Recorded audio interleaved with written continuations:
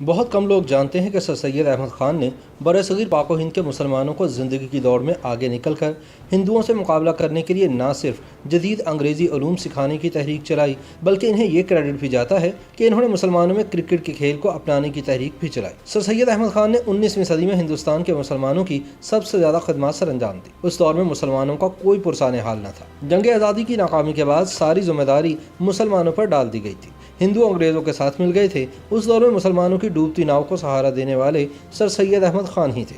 ان کی خدمات اور سرگرمیوں کا مرکز علی گڑھ تھا، اسی وجہ سے ان کی خدمات اور تحریک کو تحریک علی گڑھ کا نام دیا جاتا ہے۔ روایت ہے کہ جب علی گڑھ کالج کے لڑکے میچ کھیلتے تو سر سید میدان کے کنارے جا نماز بچھا کر بیٹھ جاتے، لڑکوں کا کھیل دیکھتے اور رو رو کر دعا مانگتے، الہی میرے بچوں کی لاج تیرے ہاتھ ہے۔ سن 1890 کی دہائی کے شروع میں علی گڑھ کی ٹیم نے پارسی کرکٹ ٹیم کو شکست دی۔ اسی سے حوصلہ بڑھا تو سینٹ اسٹیفن کالج دہلی سے میچ کھیلنے گئی۔ کمپنی باغ میں منعقدہ اس ٹاکرے میں علی گڑھ کی ٹیم ہار گئی۔ اتفاق سے ان دنوں سر سید احمد خان دلی میں تھے۔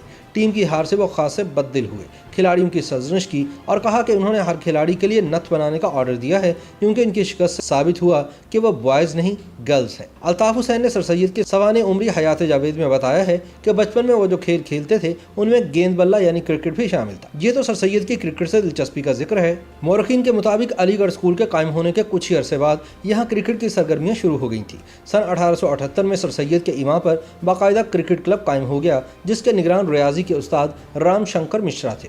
لیکن کرکٹ کے اس ادارے میں صحیح معنوں میں ترقی کا آغاز سن 1883 میں تھیوڈر بیک کے پرنسپل بننے سے ہوا۔ ان کا خیال تھا کہ کرکٹ سے خود انحصاری، جسمانی مضبوطی، جرأت اور ٹیم سپرٹ کا درس ملتا ہے۔ سن 1887 میں پروفیسر ویلس امور کرکٹ کے نگران بنے تو کرکٹ کلچر کو اور بھی فروغ حاصل ہوا۔ اس کھیل سے وابستہ لڑکوں کو بہت زیادہ اہمیت دی جانے لگی، ہر سو کرکٹ کا چرچا ہونے لگا اور کرکٹ ٹیم تعلیمی ادارے کی شناخت کا ذریعہ بن گئی۔ اس پر اعتراضات بھی ہوئے، کہا گیا کہ کرکٹرز کو کچھ زیادہ ہی بانس پر چڑھایا جا رہا ہے۔ سن 1911 میں پہلی دفعہ ہندوستان سے کوئی کرکٹ ٹیم انگلینڈ کے دورے پر گئی، جس میں علی گڑھ سے تعلق رکھنے والے 3 طالب علم بھی شامل تھے، جن کے نام خان سلام الدین، سید حسن اور شفقت حسین تھے۔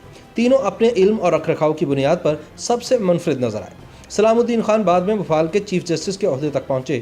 نامور کرکٹ تاریخ دان رام چندر گوہا نے لکھا کہ کرکٹ علی گڑھ کے کھلاڑی لڑکوں کے سماجی روابط میں اضافے کا ذریعہ بھی بنی اور انگریز افسروں سے میل ملاقات سے ان کے لیے اچھی نوکریوں کا راستہ بھی کھلا۔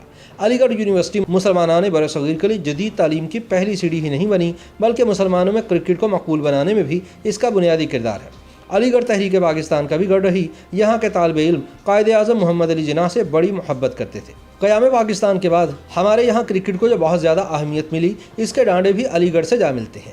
اسی پہلو کی طرف نامور رائٹر پیٹر اوبو نے اپنی کتاب wounded tiger a history of cricket in Pakistan میں توجہ دلائی ہے اور لکھا ہے کہ پاکستان کرکٹ کی بنیاد، اقدار اور اس کی نمایاں خوبیوں کی کھوج کے لیے سفر کا آغاز علی گڑھ سے ہونا چاہیے اور تحریک پاکستان کی طرح پاکستان کرکٹ کی جڑیں بھی علی گڑھ میں پیوست ہیں۔